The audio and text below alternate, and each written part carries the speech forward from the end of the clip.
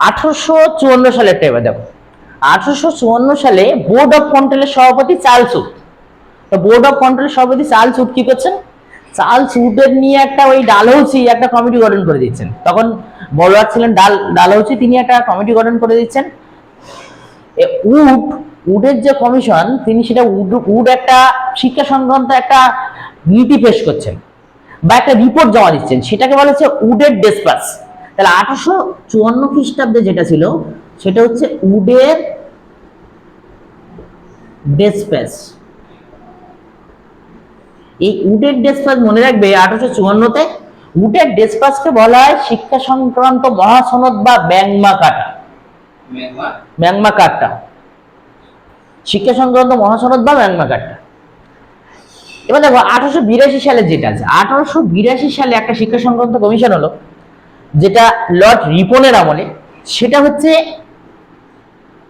Hunter commission. এটা পরীক্ষায় পড়ে, হান্টার কমিশন।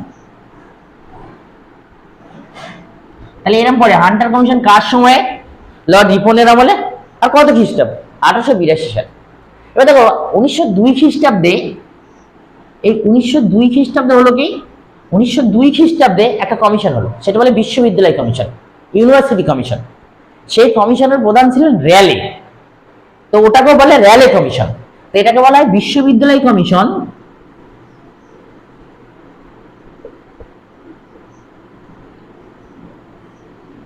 কমিশন বা র্যালে কমিশন।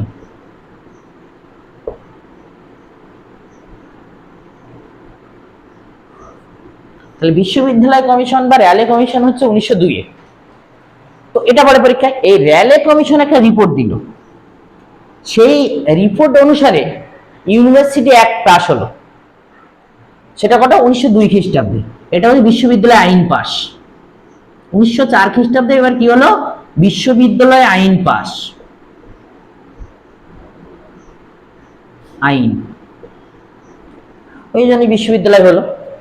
এবার আরেকটা বাকি আছে যেটা পরীক্ষায় পড়ে, সেটা হচ্ছে 1916 খ্রিস্টাব্দে স্যাডলার কমিশন।